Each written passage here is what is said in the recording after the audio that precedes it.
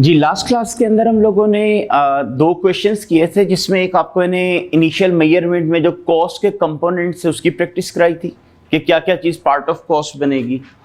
दूसरा हम लोगों ने डिस्कस किया था about the rules of exchange of assets, कि अगर आप कभी एक्सचेंज ऑफ एसेट्स करते हैं तो नया एसेट किस कीमत पे रिकॉर्ड किया जाएगा। आज आइए इसका नेक्स्ट पार्ट हम जरा डिस्कस करते हैं, सबसीक्वेंट एक्सपेंडिचर्स। सबसीक्वेंट एक्सपेंडिचर का मतलब ये था कि फर्स्ट टाइम आप लोगों ने एसेट खरीदा और कॉस्ट पे रिकॉर्ड कर लिया, अब कल को आप उस एसेट के ऊपर कुछ खर्चे करते हैं तो उन एक्सपेंसेस की ट्रीटमेंट क्या की जाएगी, क्या वो आप लोग एसेट की कॉस्ट में ऐड करोगे या कि उनको एक्सपेंस आउट करोगे, और अगर एसेट की कॉस्ट में ऐड करना है तो क्राइटेरिया क्या होना चाहिए, कैसे डिसाइड होगा कौन सा ऐड करें कौन सा ना करें, उसके बारे में अब यहाँ पे हम डिस्कशन करने जा रहे हैं। तो स्टैंडर्ड है आपको ये कहा है कि जो नॉर्मल रिपेयर्स होती हैं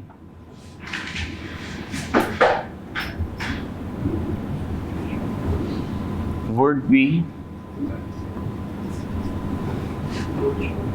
charged to expense.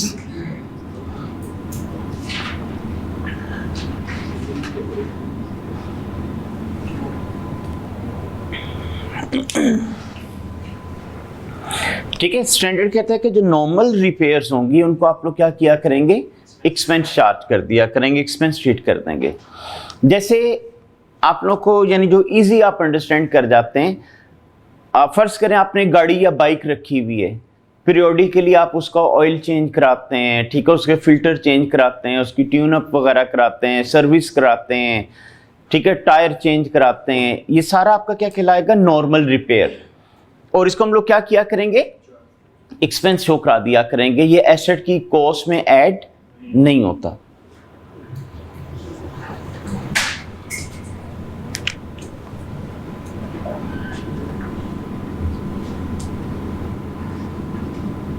Major expenses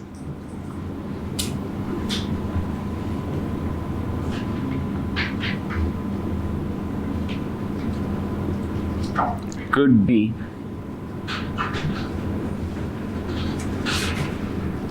capitalized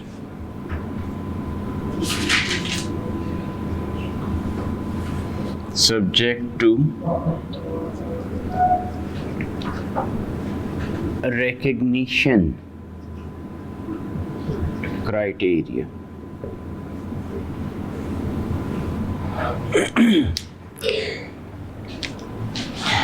ठीक है, जो मेजर एक्सपेंसेस हैं, मेजर रिपेयर्स वगैरह हैं, इनको कहते हैं कैपिटलाइज किया जा सकता है। कैपिटलाइज का मतलब एसेट की कॉस्ट में इनको ऐड किया जा सकता है, लेकिन कहते हैं सब्जेक्ट टू रिकग्निशन क्राइटेरिया। आपको याद होगा हमने लास्ट क्लास में एक रिकग्निशन क्राइटेरिया पढ़ा था जिसमें दो कंडीशंस थी कि फ्यूचर में इकोनॉमिक बेनिफिट का फ्लो आएगा, रिलायबल एस्टीमेट ऑफ कॉस्ट होगा, तो स्टैंडर्ड कहता है आप इसको अपना एसेट ट्रीट कर सकते हो। ठीक है, तो ये दो क्राइटेरिया फुलफिल होने चाहिए। अब मसला है किस किस्म के मेजर एक्सपेंसेस, तो उसके लिए एक जनरल गाइडलाइन है कि कोई भी ऐसा एक्सपेंस जिसको करने के बाद एसेट की एफिशिएंसी ओरिजिनल से बेटर हो जाए। ठीक है, यानी जो ओरिजिनल परफॉर्मेंस थी उससे अगर बेटर परफॉर्मेंस देना शुरू कर दे तो आप लोग कैपिटलाइज कर सकते हो, या ऐसा एक्सपेंस जिसको करने के बाद एसेट की लाइफ एक्सटेंड हो जाए तो उसको भी आप कैपिटलाइज कर सकते हैं। तो ये एग्जांपल के तौर पे मैंने एक दो चीजें आपको बता दी हैं। ठीक है, बाकी प्रैक्टिकली इंशाल्लाह आप जाएंगे तो आप देखेंगे कई दफा जो मेजर रिपेयर्स वगैरह होती हैं वो भी हम लोग कैपिटलाइज कर दिया करते हैं। इवन स्टैंडर्ड ने तो ये भी कहा हुआ है, कह रहे कुछ केसेस में इंस्पेक्शन कॉस्ट बड़ी मटीरियल होती है। ठीक है, जिसके जैसे एग्जांपल के तौर पे देखें, अगर आप लोग कार पे ट्रेवल कर रहे होते हैं, खुदा ना खासा रास्ते में ख़राब हो जाए, साइड पे आप लोग खड़ी करते हैं, रिपेयर कराओ फिर आगे चल दिए। इसी तरह खुदा ना खासा ट्रेन रास्ते में ख़राब हो जाए, वो रिपेयर करते हैं, जो भी करते हैं, उसके बाद चल पड़ती है। लेकिन खुदा ना खासा एयरक्राफ्ट रास्ते में ख़राब हो जाए, ठीक है, तो उसमें तो फिर सब जो पैसेंजर्स वगैरह होंगे उनकी लाइफ का मसला बन जाता है। इसलिए जब भी एयरक्राफ्ट वगैरह उड़ने लगता है एक उसकी नॉर्मल इंस्पेक्शन होती है। मसलन जब भी वो उड़ने लगेगा तो उससे पहले उसको चेक किया जाता है उसके टायर ठीक हैं, ठीक है, इसी टाइप की और चीज़ें, कोई लीकेज वगैरह तो नहीं है वगैरह वगैरह, इंजन प्रॉपर स्टार्ट हो रहा है, ये नॉर्मल उसकी इंस्पेक्शन आती। लेकिन पीरियोडिकली आप लोग को इसकी एक मेजर इंस्पेक्शन कराना पड़ती है थॉरोली, कि उसके तमाम पार्ट्स कंपोनेंट सही काम कर रहे हैं कि नहीं कर रहे। इसको बड़ी हैवी कॉस्ट आती है। तो स्टैंडर्ड ने ये कहा हुआ है कि चूंकि एक खास पीरियड तक उस इंस्पेक्शन का फायदा रहेगा, मतलब फर्ज करें लॉ है कि 2 साल के बाद आप इंस्पेक्शन कराया करेंगे। अब इसका मतलब जो इंस्पेक्शन आपने कराई उसका बेनिफिट कितना अर्सा रहेगा? हाँ जी, मोर देन 1 ईयर, 2 ईयर रहेगा आपका। तो अब स्टैंडर्ड कहता है चूंकि इनकी अमाउंट बड़ी हैवी मटेरियल होती है, तो आप लोग क्या किया करो, इसको एसेट की कॉस्ट में ऐड कर लिया करो। लेकिन जब 2 साल खत्म हो जाएंगे तो कहता है पुरानी वाली इंस्पेक्शन कॉस्ट माइनस कर देना और जो नया खर्चा आएगा फिर वो ऐड कर देना। फिर 2 साल खत्म हो गए, उस वाली को माइनस कर देना, नया जो खर्चा आएगा वो ऐड कर देना। तो इवन इंस्पेक्शन कॉस्ट भी स्टैंडर्ड ने आपको कैपिटलाइज करने को कहा हुआ है, लेकिन वो कहता है कि सिचुएशन पे डिपेंड करता है।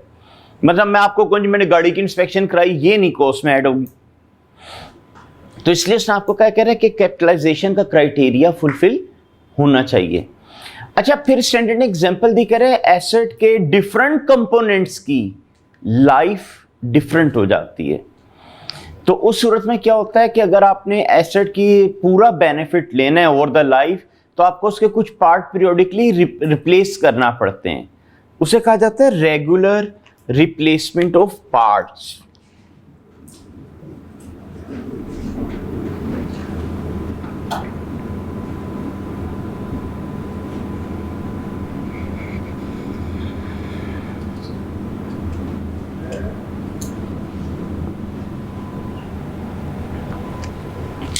Regular replacement of parts.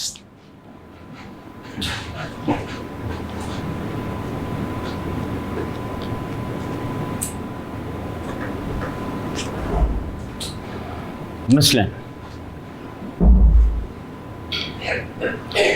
फर्ज करें एक एयरक्राफ्ट है। आपको मैं कहता हूं एयरक्राफ्ट का जो इंजन है, अब इस तरह का ना क्वेश्चन आपके पेपर में आया, इसलिए मैं वही फिगर कोट करने लगा हूं। कहते हैं कि एयरक्राफ्ट है, उसका इंजन 20 साल चल सकता है, लेकिन उस एयरक्राफ्ट का जो एयर फ्रेम यानी जो उसकी बॉडी है वो 10 साल चल सकती है। लेकिन कह रहे उसका जो इंटीरियर यानी सीट और इनर जो भी चीजें होती हैं, कहता वो 5 साल चल सकती हैं। इसका मतलब अगर 20 साल तक आपने इंजन से बेनिफिट लेना है, तो 20 साल इंजन से बेनिफिट लेने के लिए आपको क्या करना पड़ेगा, उसका इंटीरियर कितनी दफा चेंज करना पड़ेगा? 3 दफा करना पड़ेगा। एक दफा तो लगा आया होगा ना, तो 3 दफा आपको रिप्लेस करना पड़ जाएगा। इसी तरह उसका एयर फ्रेम, उसकी बॉडी कितनी दफा चेंज करना पड़ेगी? 1 दफा, क्योंकि 1 दफा तो लगी आई होगी। 10 साल पूरे होंगे, आप उसको रिप्लेस करेंगे। इसका अगर आपने 20 साल तक इंजन से बेनिफिट लेना है, तो पीरियोडिकली आपको उसके पार्ट रिप्लेस करना पड़ेंगे। इसे स्टैंडर्ड कहता है रेगुलर रिप्लेसमेंट ऑफ पार्ट्स। अब होगा क्या, फर्ज करें आपने एयरक्राफ्ट को अपना एसेट बुक कर लिया, 5 साल गुजर गए, उसके इंटीरियर की लाइफ खत्म हो गई, तो अब आपको उसका इंटीरियर चेंज करना पड़ेगा। तो स्टैंडर्ड कहता है आप लोगों ने क्या करना है, पुराना इंटीरियर की जो कॉस्ट है वो माइनस कर देना और नए वाले की ऐड कर देना। मजीद 5 साल गुजरे, अब दोबारा इंटीरियर की लाइफ खत्म होगी, लेकिन अब साथ एयर फ्रेम के भी 10 साल पूरे हो चुके हैं। तो अब आप क्या करेंगे, एयर फ्रेम और इंटीरियर पुराने, उन दोनों की कॉस्ट माइनस कर देंगे कॉस्ट में से और नए की ऐड कर देंगे। तो स्टैंडर्ड ने आपको ये गाइड किया, कहता है कि जब कभी रेगुलर रिप्लेसमेंट ऑफ पार्ट्स किया करेंगे आप लोग, तो पुराने पार्ट की कॉस्ट माइनस कर दिया कीजिएगा, नए की ऐड कर दिया कीजिएगा। यानी इसकी अगर हम ट्रीटमेंट लिखें तो स्टैंडर्ड ने आपको कहा हुआ है कि डी रिकॉग्नाइज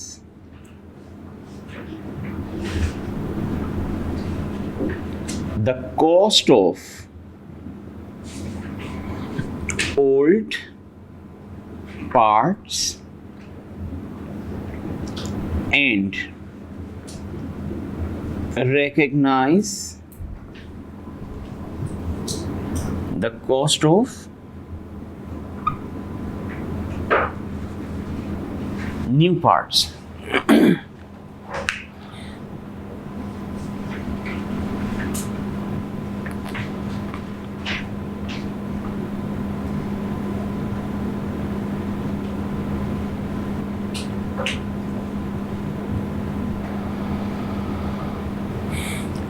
ठीक है, कहता है कि पुराने पार्ट की जो कॉस्ट है उसको डी रिकॉग्नाइज माइनस कर दीजिएगा और नए की ऐड कर दें। अच्छा, जब पुराना पार्ट आपके पास नहीं रहा तो क्या उसकी डिडक्शन रखने का फायदा है? नहीं। तो उसके लिए फिर हम लोग क्या कर दिया करते हैं, derecognise the accumulated depreciation of old parts.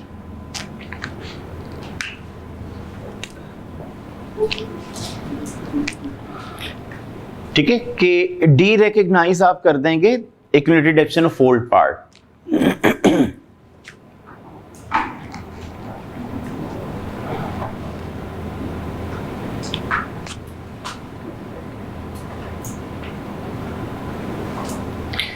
तो ये उसने आपको ना रिपेयर सब्सिक्वेंट एक्सपेंडिचर्स वगैरह के बारे में बताया है। यानी अब अगर इसको सम अप करूं तो उसने कहा जो नॉर्मल रिपेयर है उसे एक्सपेंस शो करा लेना। अगर कोई मेजर रिपेयर कराई है और उस रिपेयर की वजह से या एसेट की लाइफ एक्सटेंड हो जाए या अपनी ओरिजिनल परफॉर्मेंस से ज़्यादा अच्छा काम करना शुरू कर दे तो फिर आप लोग उसको कैपिटलाइज कर सकते हो। बाकी अगर उसने कहा डिफरेंट एसेट के पार्ट्स की लाइफ डिफरेंट है, यानी एसेट के डिफरेंट पार्ट्स की लाइफ डिफरेंट है और आपको after a certain period of time उनको रिप्लेस करना पड़ता है, तो फिर आप पुराने पार्ट को डी रिकॉग्नाइज कर दिया कीजिएगा और नए पार्ट की कॉस्ट को रिकॉग्नाइज कर लिया कीजिएगा। और अब जब पुराना पार्ट नहीं रहेगा तो लाजमी है तो उसकी डिडक्शन भी आपको डी रिकॉग्नाइज करना होगी। ठीक है, एक्चुअली स्टैंडर्ड टर्म यूज किया हुआ है कि कैरिंग अमाउंट माइनस कर दो। तो एक्चुअली कॉस्ट में से तो कैरिंग अमाउंट नहीं ना माइनस होगी, कॉस्ट में से तो कॉस्ट माइनस होगी, इसलिए मैंने थोड़ा इसको इस तरह एक्सप्लेन किया लिखा।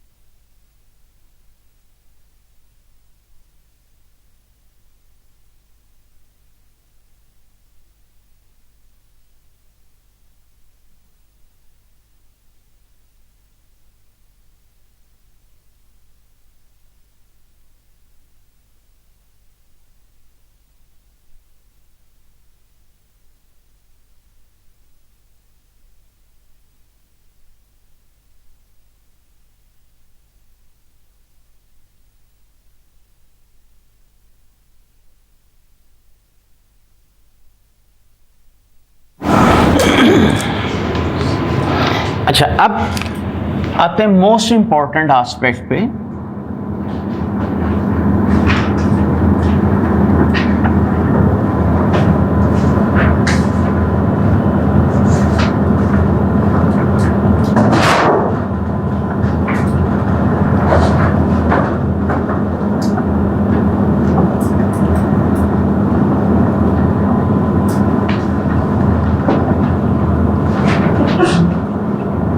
measurement subsequent to initial recognition। ठीक है, measurement subsequent to initial recognition।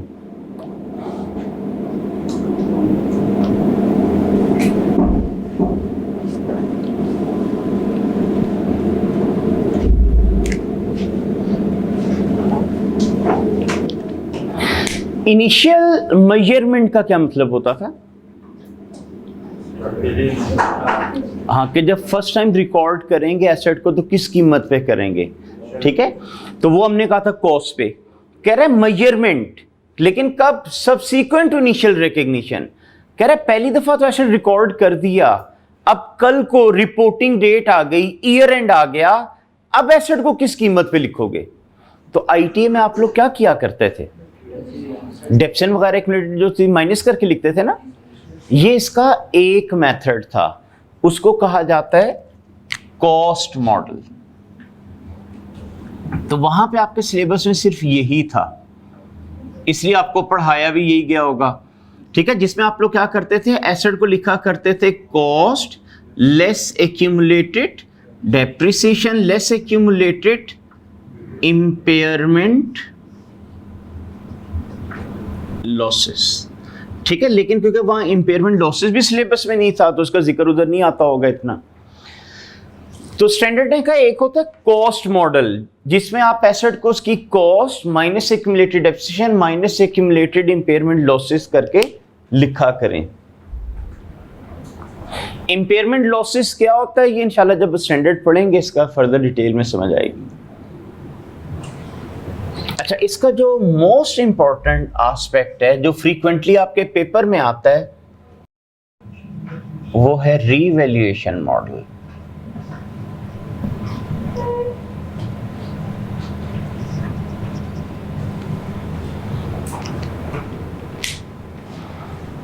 ठीक है, ये आप लोगों ने कहा था मोस्ट इंपॉर्टेंट होता है जो फ्रीक्वेंटली आपके पेपर में टेस्ट होता है।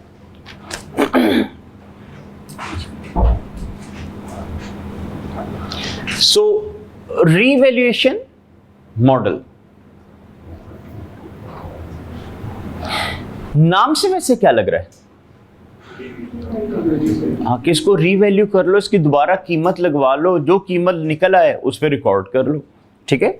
अच्छा, स्टैंडर्ड कहता है कि आप लोग इस केस में जब एसेट रिकॉर्ड किया करेंगे तो रिकॉर्ड किया करें at its revalued amount less subsequent accumulated depreciation and impairment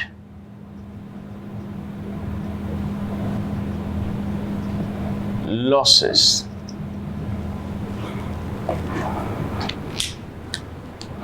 ठीक है, एक सब्सिक्वेंट एक्यूमुलेटेड डेप्रिसिएशन और इम्पेयरमेंट लॉसेस में से माइनस किया करेंगे।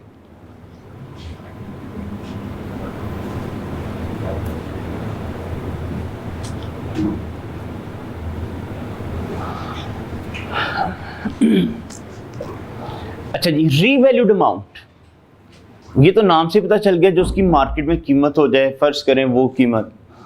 कहते हैं इसमें से माइनस कीजिएगा सब्सीक्वेंट एक्यूमुलेटेड डेप्रिसिएशन, इसके बाद में मतलब रीवैल्यू करने के बाद की जो डेप्रिसिएशन होंगी और अगर कोई इंपेयरमेंट लॉसेस होंगे। अच्छा, कई स्टूडेंट के ज़हन में ना एक पॉइंट रेज होता है कि अगर हमने एसेट को लिखना रीवैल्यूड अमाउंट पे तो फिर बाद में डेप्रिसिएशन कहां से आ गई? तो ये जो उसने लिखा है ना सब्सीक्वेंट एक्यूमुलेटेड डेप्रिसिएशन, इससे हमें थोड़ा सा आइडिया हो जाता है कि हर एसेट हर साल रीवैल्यू नहीं होगा। क्योंकि देखें, हर साल अगर रीवैल्यू करना होता, मतलब आज मैंने रीवैल्यू की आज की कीमत लिख दी, अगले साल रीवैल्यू की अगले साल वाली कीमत लिख दी, तो फिर तो डेप्रिसिएशन वगैरह ना होती। तो ये जो उसने लिखा है ना सब्सीक्वेंट एक्यूमुलेटेड डेप्रिसिएशन, ये इंडिकेशन थी कि हर साल हर एसेट रीवैल्यू नहीं होता। अच्छा, अब इसका ना मैं कुछ थ्योरेटिकल एस्पेक्ट पहले डिस्कस करने लगा हूं, उसके बाद फिर इसके न्यूमेरिकल और एंट्रीज वगैरह की तरफ आएंगे। पेपर में इसकी ना एंट्रीज या पूछता है या वो अकाउंट्स वगैरह के अंदर इसकी जो डिटेल है प्रेजेंटेशन वगैरह वो पूछता है। अच्छा, अब आते हैं जी रीवैल्यूएशन के ऊपर।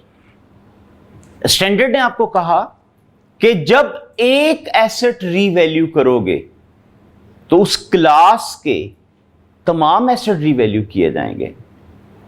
उस क्लास के तमाम एसेट रीवैल्यू करने का मतलब, अगर एक बिल्डिंग रीवैल्यू की तो सारी बिल्डिंग रीवैल्यूज होंगी। अगर आपने एक व्हीकल रीवैल्यू की, सारी व्हीकल रीवैल्यूड होंगी। आपने एक मशीनरी को रीवैल्यू किया, सारी मशीनरीज रीवैल्यू होंगी। ठीक है, ये मतलब होता है कि अगर एक एसेट को रीवैल्यू किया तो उस क्लास के तमाम एसेट रीवैल्यू होंगे। ठीक है, इसकी भी एक लॉजिक है। अगर स्टैंडर्ड आपको ये कहता है यार अपनी मर्जी से जिसको रीवैल्यू करना है करो, जिसको नहीं करना ना करो। अच्छा, आप मुझे बताएं, जब एसेट रीवैल्यू करते हैं क्या जरूरी है एसेट की कीमत बढ़ाई करे? नहीं, कम भी तो हो सकती है ना। अगर स्टैंडर्ड मुझे कहता है जी तुम्हारी डिस्क्रिप्शन पे है, तुमने जिसको करना है रीवैल्यू करो, जिसको नहीं करना ना करो। अब मेरी दो बिल्डिंग्स हैं, एक की कीमत बढ़ गई, एक की कम हो गई। अगर मेरी मर्जी पे होता तो जिसकी कीमत बढ़ गई थी वो मैंने रीवैल्यू करा देना था, जिसकी कम हो गई उसके मेरा नुकसान होना था ना, तो मैंने वो नहीं रीवैल्यू करानी थी। तो इसलिए स्टैंडर्ड ने आपको कहा कि इस तरह नहीं होगा। आप लोग जब एक एसेट रीवैल्यू करेंगे उस क्लास के तमाम एसेट रीवैल्यू करेंगे ताकि ये प्रॉब्लम आपका खत्म हो जाए, ट्रू एंड फेयरनेस रह सके।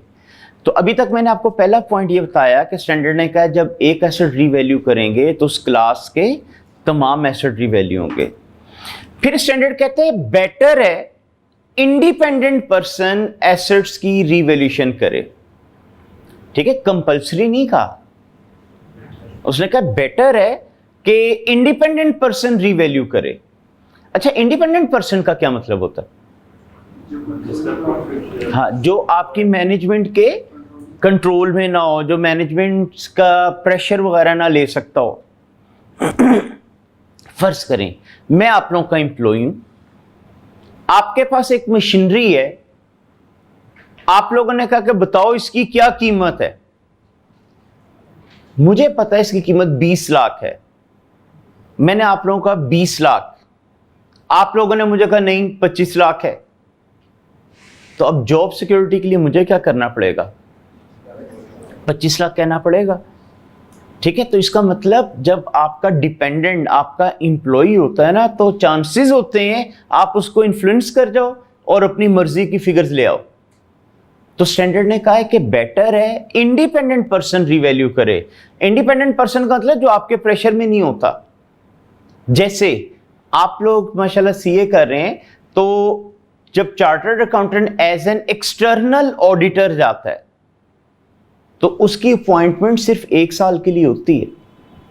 मतलब फर्ज करें मैं किसी कंपनी का एक्सटर्नल ऑडिटर हूं, उधर के डायरेक्टर्स या शेयर होल्डर वगैरह ने मुझे, शेयर होल्डर ने इलेक्ट किया हुआ एज अ डायरेक्टर, ऑडिटर, तो मेरी अपॉइंटमेंट सिर्फ 1 साल के लिए होगी। अब फर्ज करें मैंने, आप शेयर होल्डर हैं, आप लोगों के बिहाफ पे कंपनी की बुक्स और अकाउंट को एग्जामिन किया और उसकी ट्रू एंड फेयरनेस के बारे में रिपोर्ट दी कि क्या ये फैक्ट्स एंड फिगर ठीक हैं या नहीं है। फर्ज करते हैं कि डायरेक्टर मिस रिप्रेजेंटेशन कर रहे थे और मैंने being an external auditor point raise किया कि यार ये ट्रीटमेंट आप लोग गलत कर रहे हो, इसको ठीक करो। फर्ज करें डिस्प्यूट आ जाता, कहते नहीं करते, तो क्या होगा? मैं अपनी रिपोर्ट के अंदर क्वालिफाई कर दूंगा, डिस्क्लोज कर दूंगा कि यार ये इशू हैं आपके फाइनेंशियल के अंदर। अब फर्ज करें मैंने पॉइंट ये रेस कर दिया कि जी ये ट्रू एंड फेयरनेस नहीं है इसके अंदर। अब डायरेक्टर ने अज्यूम करता हूँ मेरे पैसे रोक लिए, क्योंकि ऑडिट फी तो उन्होंने मुझे देनी थी, अब उन्होंने मेरे पैसे रोक लिए। ठीक है, या उन्होंने कह दिया कि जी नेक्स्ट टाइम हम आप लोगों को ऑडिटर अपॉइंट होने नहीं देंगे। मसलन मे भी शेयर होल्डर वगैरह को कहा जाए कि जी बंदा नहीं ठीक, इससे ना ऑडिट कराएं। तो आप लोग अगर फर्ज करें मेरे पैसे रोक लेते हैं तो इंशाल्लाह आगे आप लोग ऑडिट में पढ़ोगे आईकैप ने चार्टर्ड अकाउंटेंट यानी एक्सटर्नल ऑडिटर को सेफगार्ड किया हुआ है। अब वो कैसे? फर्ज करें आप लोगों का, मैंने जब आपके अगेंस्ट रिपोर्ट दी, आप लोगों ने मेरे पैसे रोक लिए।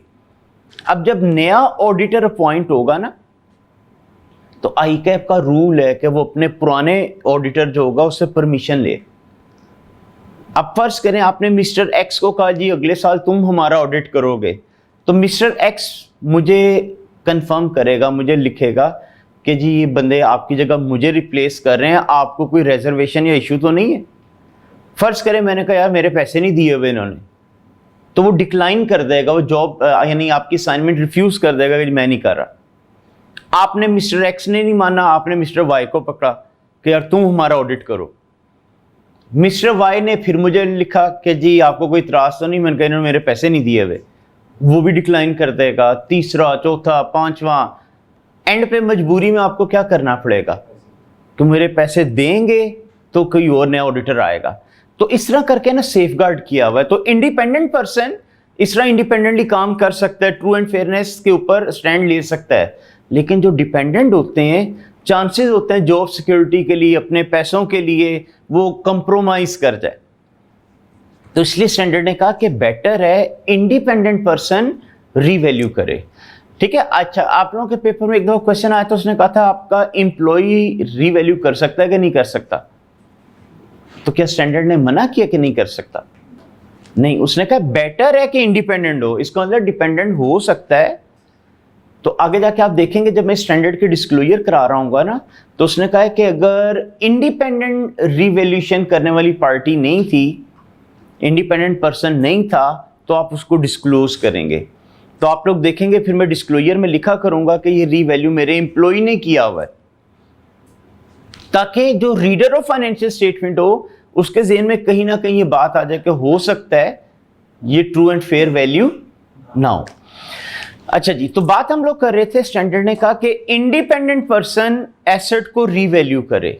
अब क्वेश्चन में आता है इंडिपेंडेंट पर्सन को क्या जरूरत पड़ी आपके एसेट आकर रीवैल्यू करके दे, तो क्या रीजन होगी? मतलब फर्ज करें मिस्टर एक्स है, मैं उससे कहता हूँ यार मेरे बिल्डिंग की आकर रीवैल्यूएशन करो।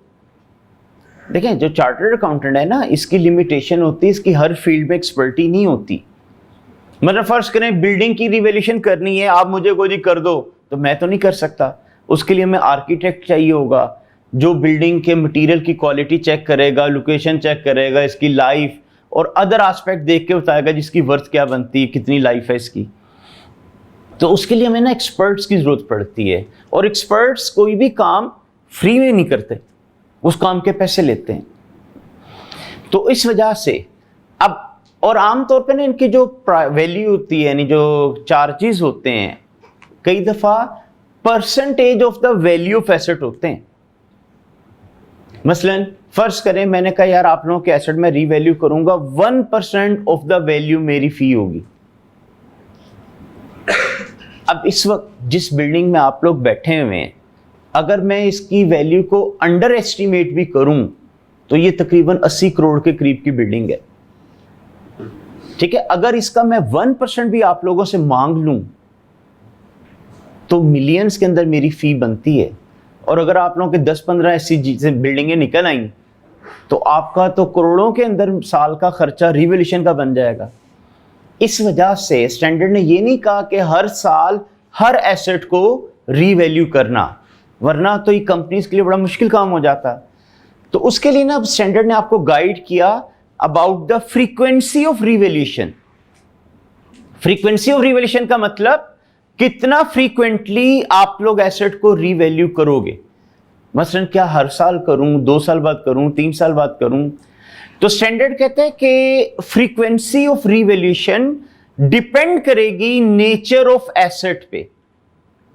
मतलब कह रहे अगर कोई ऐसा एसेट है जिसकी प्राइस में कंसिस्टेंसी है, कंसिस्टेंसी इन प्राइसेस का मतलब होता है कि वेरिएशन बेशक आती हो लेकिन नॉमिनल वेरिएशन आती हो, कोई मेजर फ्लक्चुएशन ना आ जाती हो।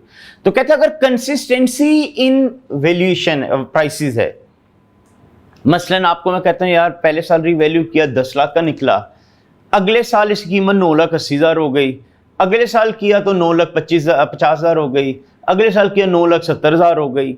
मतलब वेरिएशन आ रही है लेकिन कोई मेजर वेरिएशन नहीं है। तो स्टैंडर्ड कहता है अगर कंसिस्टेंसी इन प्राइसेस हो तो 3 से 5 साल में एक दफा रीवैल्यू कर लिया करो। यानी उसने आपको ये नहीं कहा हर साल कर लिया करो, कहता है कंसिस्टेंसी इन प्राइसेस है तो 3 से 5 साल में एक दफा रीवैल्यू कर लिया करो। और अगर किसी साल इंडिकेशन मिले कि आज इसकी फेयर वैल्यू इसकी कैरिंग अमाउंट से मटीरियली डिफरेंट हो चुकी है तो उस साल भी कर दिया करो। ठीक है, ये अभी मैं आपको किस एसेट के बारे में बता रहा हूं जिसकी प्राइसेस में कंसिस्टेंसी हो। उसने कहा जिसकी प्राइसेस में कंसिस्टेंसी है मतलब वेरिएशन आती है लेकिन कोई मटेरियल वेरिएशन नहीं आती, तो 3 से 5 साल में एक दफा इसको रीवैल्यू किया करो। और अगर किसी साल इंडिकेशन मिल जाए कि आज इसकी फेयर वैल्यू, इसकी कैरिंग अमाउंट से मटीरियली डिफरेंट हो चुकी है, कह रहे उस साल भी कर दिया करो। मसलन आपको मैं कहता हूं मेरे पास जो मशीनरी है इसकी प्राइस में कंसिस्टेंसी है, तो कितना फ्रीक्वेंटली इसको मैं रीवैल्यू करता हूँ? हाँ जी, 3 to 5 ईयर, मतलब 3 साल बाद कर लें, 4 साल बाद कर लें, 5 साल बाद कर लें। आपको मैं कहता हूं यार मेरी कंपनी जो है ना 4 साल के बाद रीवैल्यू किया करती है। अभी मैंने पिछले साल ही रीवैल्यू किया था, लेकिन इस साल मार्केट में एक नई टेक्नोलॉजी आई जिसने पुरानी टेक्नोलॉजी को ऑब्सलीट डिक्लेयर कर दिया। तो क्या अब मैं वेट करूं कि और 3 साल गुजरेंगे फिर मैं रीवैल्यू करूंगा? नहीं, अब ये इंडिकेशन मिल गई है कि मेरी जो टेक्नोलॉजी है वो पुरानी हो गई है, इसकी प्राइस में काफी कमी आ गई होगी, तो फिर मुझे क्या करना चाहिए? हाँ, इस साल भी रीवैल्यू कर लेना चाहिए। ये नहीं कहना चाहिए कि मैं तो 4 साल बाद करता हूं, पिछले साल किया, मैं 3 साल के बाद रीवैल्यू करूंगा। वो कहते हैं नहीं, अगर आपको इंडिकेशन मिल गई है कि आज इसकी फेयर वैल्यू इसकी बुक वैल्यू से मटीरियली डिफरेंट होगी, तो आप इस साल दोबारा कर दें। लेकिन ये सारा रूल कौन से एसेट के लिए था? जिनकी प्राइसेस में कंसिस्टेंसी थी। फिर स्टैंडर्ड ने कहा कि अगर कोई ऐसा एसेट है जिसकी प्राइस बहुत ज्यादा वोलेटाइल है, प्राइस वोलेटाइल होने का मतलब है वेरिएशन बहुत ज्यादा आती है, कहते हैं ये आपकी मजबूरी है इसको हर साल रीवैल्यू करना। अच्छा, अब बात हम लोग कर रहे थे ये सब्सीक्वेंट डेप्रिसिएशन का क्या मतलब था। तो देखें, जब मैं 4 साल बाद रीवैल्यू करता हूं, तो जिस साल एसेट रीवैल्यू नहीं होगा, स्टैंडर्ड कहता है उस साल आप उसको फिर क्या किया करेंगे? डेप्रिशिएट किया करेंगे। मतलब मैं आपको कहता हूं मैं 4 साल बाद रीवैल्यू करता हूं, अब इस साल मैंने रीवैल्यू कर लिया, अगले साल मैं उसको क्या करूंगा? डेप्रिशिएट, अगले साल फिर डेप्रिशिएट, अगले साल फिर डेप्रिशिएट, उससे अगले साल फिर रीवैल्यू कर लूंगा। तो वो उसने आपको बताया है, कह रहा है कि रीवैल्यूड अमाउंट पे लिखा करो, माइनस अगर कोई सब्सिक्वेंट डेप्रिसिएशन ले ली है, मतलब उस रीवैल्यूएशन के बाद अगर कोई आगे डेप्रिसिएशन ली है तो माइनस कर लेना।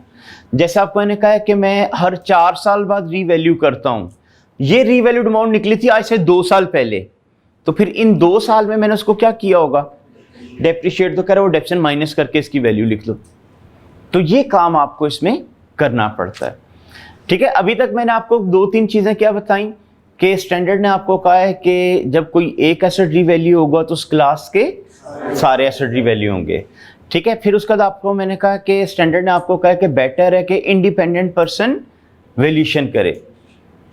फिर आपको मैंने कहा कि फ्रीक्वेंसी ऑफ रीवैल्यूएशन के बारे में स्टैंडर्ड ने कहा कि अगर कंसिस्टेंसी इन प्राइसेस हो तो 3 से 5 साल में एक दफा कर लिया करो, और अगर वोलेटाइल प्राइस है तो फिर हर साल किया करो। अच्छा, अब मसला है मैंने रीवैल्यू कर लिया, क्या पॉसिबिलिटी हो सकती है कि कीमत क्या हो जाए? हाँ, या बढ़ जाएगी या कम हो जाएगी, दोनों ही पॉसिबिलिटीज है ना। रीवैल्यू करूं या कीमत पहले से बढ़ जाए या कम हो जाए। स्टैंडर्ड कहते हैं अगर आप लोगों ने फर्स्ट टाइम एसेट रीवैल्यू किया और उसकी कीमत में कमी आ गई, तो कहता है आप इसको रीवैल्यूएशन लॉस कहिएगा और इसको अपना एक्सपेंस शो करा दीजिएगा। मतलब किताबों में एसेट था 10 लाख का, जब रीवैल्यू किया पता चला ये तो 7 लाख का है, तो कितने से एसेट ओवरस्टेट हो गया था? 3 लाख। तो 3 लाख को मैं क्या करूंगा? एक्सपेंस शो कराऊंगा रीवैल्यूएशन लॉस के नाम से। ऑन द अदर हैंड, मैंने एसेट को रीवैल्यू किया, कीमत बढ़ गई। अच्छा, स्टैंडर्ड ने ये नहीं कहा कीमत बढ़ जाए तो इनकम शो करा देना। एक्चुअली मसला ये है कि जब एसेट की वैल्यू कम हुई तो उसने कहा एक्सपेंस शो करा दो, तो प्रिंसिपली जब कीमत बढ़े तो इसको इनकम शो कराना चाहिए। लेकिन स्टैंडर्ड कहता है कि नहीं, ये आपकी ना अर्नड इनकम नहीं होती। अर्नड इनकम का मतलब आपने कौन सा एसेट बेच दी है कि आपको इनकम हो जाए? कहता है रेट ही लगवाया। तो इसलिए स्टैंडर्ड कहता है अगर कभी एसेट को रीवैल्यू करो और उसकी कीमत बढ़ जाए तो इसको रीवैल्यूएशन सरप्लस कहते हैं। और ये अदर कॉम्प्रिहेंसिव इनकम्स में लिखने के बाद पार्ट ऑफ इक्विटी बना करेगा। अब क्वेश्चन में आता है ये अदर कॉम्प्रिहेंसिव इनकम्स क्या होती हैं। अच्छा, अगर आप लोगों को थोड़ा सा याद हो आईटीए का,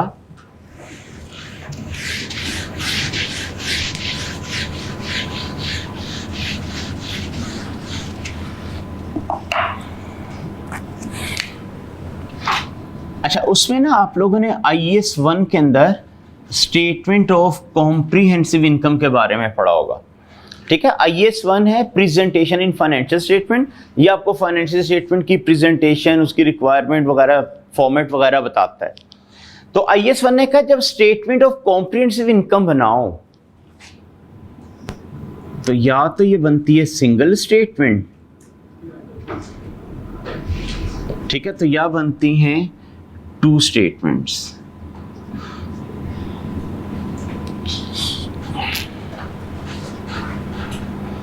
अगर सिंगल स्टेटमेंट बन रही है तो इसका नाम होता है स्टेटमेंट ऑफ कॉम्प्रिहेंसिव इनकम। लेकिन कहता अगर 2 स्टेटमेंट बन रही हैं तो एक का नाम होगा statement of profit and loss और दूसरी का नाम होगा statement of other comprehensive incomes.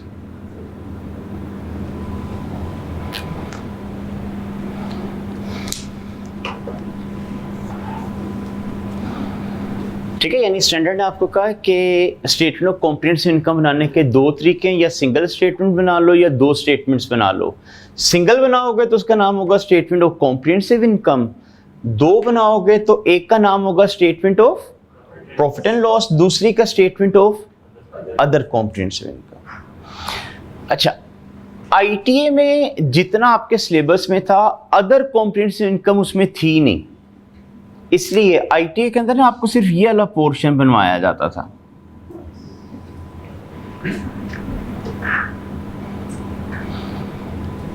अगर आपको थोड़ा सा याद हो तो आप लोग सेल से उसको शुरू करते थे और एंडिंग कहां पे हो जाती थी? नेट प्रॉफिट पे। ठीक है, तो ये आप लोग बनाते थे statement of profit and loss. Actually other comprehensive income syllabus का पार्ट ही नहीं था, इसलिए आपको ये चीज आगे कराई नहीं गई थी। अगर हम लोग बना रहे हो ना सिंगल स्टेटमेंट, यानी अगर आपको मैं कहूं कि मैं बना रहा हूं SOCI ये, तो फिर ये यहां पे खत्म नहीं होता। आपको याद होगा मैंने शुरू के लेक्चर में आपको डिस्कस किया था, कंपनी को एक आर्टिफिशियल पर्सन ट्रीट किया जाता है, उसकी सेपरेट लीगल एग्जिस्टेंस होती है। तो टैक्स अथॉरिटीज कहती हैं जब उसकी सेपरेट एग्जिस्टेंस है तो वो अपना टैक्स खुद दे। देखिए, अभी तक आप लोगों ने सोल ट्रेडर वगैरह के क्वेश्चन आईटीए में किए थे, कभी वहां पे टैक्स लगाते थे प्रॉफिट पे आप लोग? नहीं। उसकी वजह क्या थी कि उसका जो ओनर होता है ना, वो उस प्रॉफिट को अपनी इनकम फ्रॉम बिजनेस शो करा के खुद से उस पर टैक्स देता है। अगर पार्टनरशिप फर्म हो तो पार्टनर वहां से जो अपना शेयर ऑफ प्रॉफिट बनता है उसके ऊपर खुद टैक्स देते हैं, वो बिजनेस इटसेल्फ टैक्स नहीं देता। लेकिन अब क्योंकि हम बात कर रहे हैं कंपनीज की, कंपनी को एक आर्टिफिशियल पर्सन समझा जाता है, तो कंपनी अपना टैक्स खुद जमा कराती है। इसलिए ये जो प्रॉफिट निकलेगा ये कौन सा निकलेगा? Before tax. फिर इसमें से हम लेस कर देंगे टैक्स, तो आ जाएगा प्रॉफिट आफ्टर टैक्स। फिर हम इसमें ना ऐड किया करते हैं अदर कॉम्प्रिहेंसिव इनकम्स। अभी तक आपके सिलेबस में जो है वो सिर्फ एक ही है, और वो है रीवैल्यूएशन सरप्लस। इसको जब ऐड करेंगे तो फिर आ जाएंगी टोटल कॉम्प्रिहेंसिव इनकम्स। ठीक है, तो ये वाला पोर्शन आज से पहले आप लोगों ने नहीं किया हुआ, क्योंकि आप लोगों के सिलेबस में सोल ट्रेडर की फाइनेंशियल थी और वो आपको यहां तक ही करा के खत्म करा दिया जाता था, और जितना आप बनाते थे उसका नाम statement of profit and loss था। तो अब क्योंकि हम एसओसीआई की बात कर रहे थे, तो स्टैंडर्ड ने आपको ये बताया हुआ है कि जब आप एसेट रीवैल्यू करोगे और उसकी कीमत बढ़ जाएगी तो आप उसको रीवैल्यूएशन सरप्लस का नाम दीजिएगा, और अदर कॉम्प्रिहेंसिव इनकम में लिखने के बाद इसको पार्ट ऑफ इक्विटी बना दीजिएगा। ठीक है, तो जब फाइनेंशियल पोजीशन बनेगी वहां पे मैं इक्विटी के अंदर रीवैल्यूएशन सरप्लस लिखा करूंगा। क्लियर हो गया यहां तक? अच्छा, अब सरप्लस आपको मैंने बता दिया ये इक्विटी का पार्ट होता है। क्वेश्चन ज़हन में आता है कि सारी उम्र ये इक्विटी में पड़ा रहेगा, तो स्टैंडर्ड ने इसके कुछ यूजेस बताए हैं। ठीक है, आप लोग हेडिंग दे लें uses of revaluation surplus.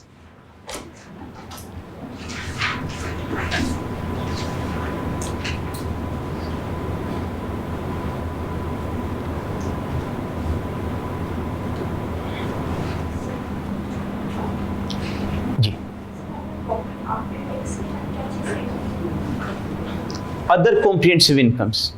Other comprehensive income में मैंने आपको कहा कि वो इनकम्स होती हैं जो बज़ाहिर अर्न तो नहीं होती, लेकिन इस साल वो क्रिएट हुई होती हैं। जैसे आपके एसेट की कीमत बढ़ जाए, ठीक है, ये आपकी कोई अर्न इनकम नहीं है, आपने कोई एसेट बेचा तो नहीं, रेट ही लगवाया ना, तो उसको स्टैंडर्ड कहते हैं सरप्लस के नाम से अदर कॉम्प्रिहेंसिव इनकम में लिखो।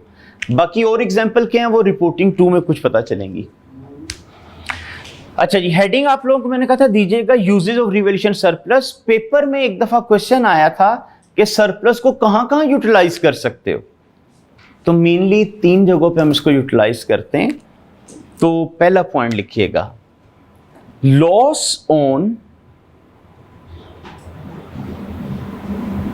Subsequent revaluation of the asset would be set off against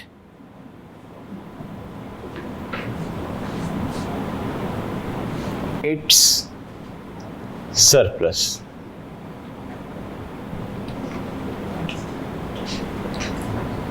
अच्छा, अब मैंने लिखवाया कि loss on subsequent revaluation of the asset would be set off against its surplus कह लें या रिवैल्यूएशन सरप्लस कह लें। एक्चुअली स्टैंडर्ड कहते हैं कि आज आप लोगों ने रीवैल्यू किया और एसेट की कीमत बढ़ गई, तो आपने उसको ओसीआई में लिख के पार्ट ऑफ इक्विटी बना दिया। फ्यूचर में जब इसी एसेट को रीवैल्यू करोगे और लॉस आ जाए, तो कह रहा है वो लॉस इस सरप्लस में से माइनस कर सकते हैं।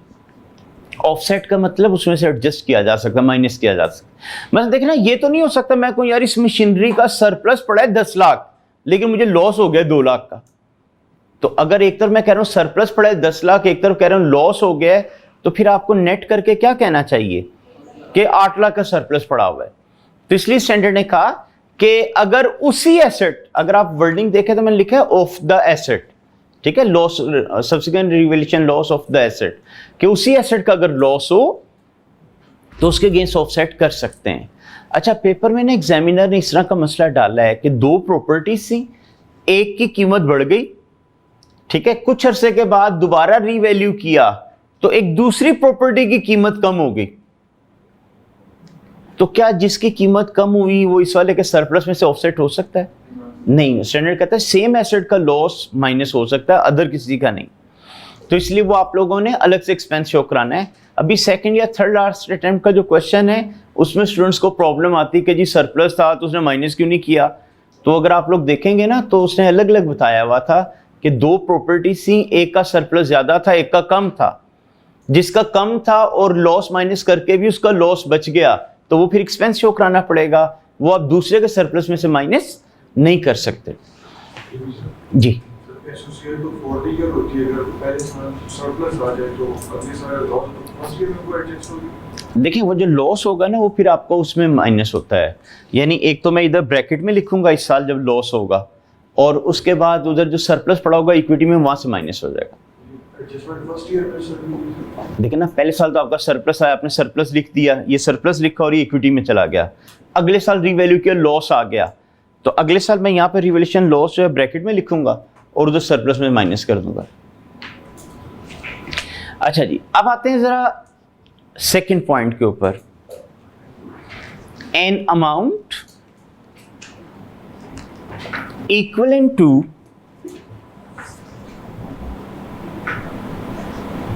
excess depreciation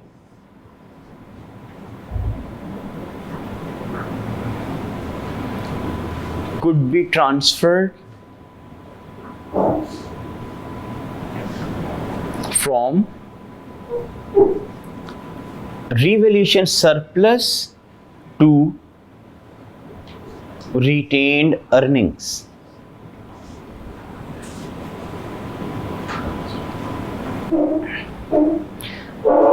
ठीक है, आपको ने कहा an amount equivalent to excess depreciation could be transferred from surplus to retained earning. अब ये क्या चीज है, इसकी लॉजिक क्या है? देखें, जब एसेट की कीमत में कमी आई तो आप लोगों ने उसको क्या शो करा दिया, यानी फर्स्ट टाइम रीवैल्यू की कीमत कम हो जाए, एक्सपेंस शो करा दिया लॉस के नाम से। अगर कीमत बढ़ जाए तो क्या आपने उसको इनकम शो कराया? नहीं, हमने कहा था ये ओसीआई शो होगी, अदर कॉम्प्रिहेंसिव इनकम। ये अर्न इनकम नहीं होती, बस हम बता देते हैं यार इस साल इतनी कीमत बढ़ी। अब इसको स्टैंडर्ड ने इनकम शो कराने नहीं दिया। अब अगला साल आया, डेप्रिसिएशन लेनी है, तो स्टैंडर्ड कहता है कि जब अगले साल आप डेप्रिशिएट करेंगे तो तरीका ये होगा, ठीक है, अगले साल जब आप लोग इसकी डेप्रिसिएशन लेंगे तो इसका तरीका ये होगा कि रीवैल्यूड अमाउंट को रिमेनिंग लाइफ में डेप्रिशिएट करना। देखें, मेरा एसेट की बुक वैल्यू है 1 लाख और फर्ज करें रिमेनिंग लाइफ थी 10 साल। अगर मैं इसको 10 पे डिवाइड करता तो मेरी डेप्शन कितना आनी थी? 10,000। लेकिन मैंने इस एसेट को रीवैल्यू किया, इसकी कीमत लाख से बढ़ के फर्ज करें 2 लाख हो गई। अब इसको जब मैं रिमेनिंग लाइफ पे डिवाइड करूंगा तो मेरी डेप्शन कितना आ जाएगी?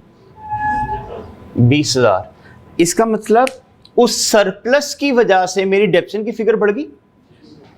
अब स्टैंडर्ड ने सरप्लस को इनकम नहीं शो कराने दिया कि जी आपकी इनकम नहीं है, ये कौन सी अर्न कर ली आप लोगों ने, लेकिन उस सरप्लस की वजह से डेप्रिसिएशन फालतू निकल आई, डेप्रिसिएशन एक्सपेंस में जाती है। अब जब मैं 20,000 रुपए एक्सपेंस में लिखूंगा तो उससे मेरा इस साल का प्रॉफिट कम हो जाएगा, और कंपनी का प्रॉफिट कहां पे जाके ऐड किया जाता है? मतलब यहां से तो प्रॉफिट निकल आया ना आपका एसओसीआई से, और उस प्रॉफिट को फिर हम क्या करते हैं? रिटेन्ड अर्निंग्स में ऐड करते हैं। ठीक है, क्योंकि सोल ट्रेडर का तो कैपिटल में ऐड करते थे ना आप लोग, इसका रिटेन्ड अर्निंग में ऐड करते हैं। कंपनी का शेयर कैपिटल सिर्फ तब बढ़ता है जब शेयर इश्यू होते हैं, तो इसका मतलब आप लोगों ने इसको क्या करना है? रिटेन्ड अर्निंग के अंदर ऐड करना होता है। अब प्रॉब्लम ये आई कि जब आपका उस सरप्लस की वजह से डेप्रिसिएशन बढ़ी तो आपका नेट प्रॉफिट कम हो गया। जब नेट प्रॉफिट कम हुआ तो उधर रिटेन अर्निंग का बैलेंस भी कम हो गया। तो इसलिए स्टैंडर्ड ने आपको क्या किया, उसने एक ऑप्शन दे दी। ठीक है, मैंने लिखा कुड बी ट्रांसफर्ड। एक्चुअली ये ऑप्शनल है, कर भी सकते हैं और नहीं भी कर सकते। कुछ कंपनीज करती हैं, कुछ नहीं करती। तो उसने कहा कि एक्सेस डेप्रिसिएशन, अब देखिए कितनी फालतू डेप्शन बन गई, 10,000। तो कहता है 10,000 सरप्लस में से निकालो और रिटेन अर्निंग में ऐड कर लो, ताकि रिटेन अर्निंग का बैलेंस अपनी सही फिगर तक पहुंच जाए। ठीक है, तो इसलिए मैंने आपको लिखवाया कि an amount equivalent to excess depreciation could be transferred from surplus to retained earning. तो इसकी एंट्री लिख लें, रिवैल्यूएशन सरप्लस डेबिट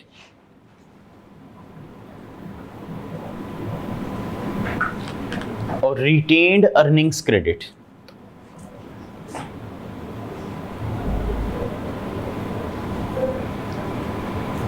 ठीक है, ये इसकी जर्नल एंट्री बनती है। आप लोग देखेंगे जब मैं क्वेश्चन कराया करूंगा ना, तकरीबन हर क्वेश्चन में एंट्री डला करेगी। अच्छा, अब तीसरा पॉइंट लिखिएगा जी। हाँ जी, एक्सपेंस में पूरा 20,000 जाएगा, क्योंकि डेप्शन तो आपकी 20,000 ही बनी है ना, तो एक्सपेंस में 20,000 ही जाएगा। तभी तो फिर हम लोगों ने कहा जो फालतू आ गई है वो सरप्लस रिटेन अर्निंग में ट्रांसफर करके बराबर कर लो। अच्छा जी, अब जरा नेक्स्ट लिखिएगा इसका आखिरी point, at the time of disposal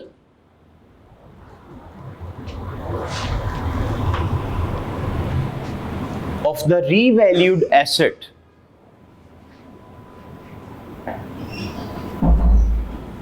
its balance of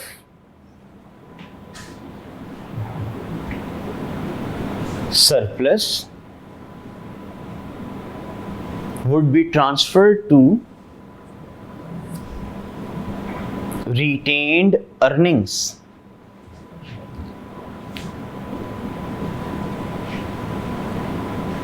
ठीक है, आपको कहते हैं, देखें स्टैंडर्ड ने आपको ये सरप्लस इनकम क्यों नहीं शो कराने दिया था? रीजन क्या बताई थी मैंने? हाँ, कि आप लोगों ने अर्न नहीं किया, रेट ही लगवाया, बेच के तो नहीं आए, तो इसलिए उसने कहा ये अनअर्न इनकम है।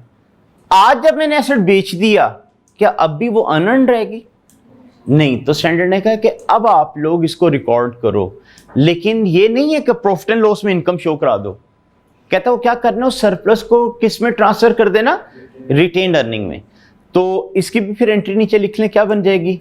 Revaluation surplus debit retained earnings credit.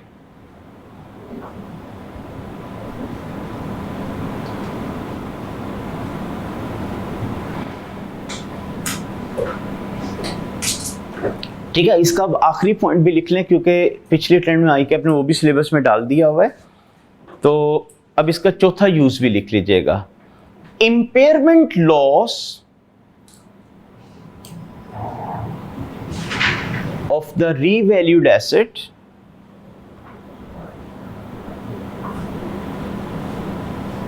would be set off against its surplus.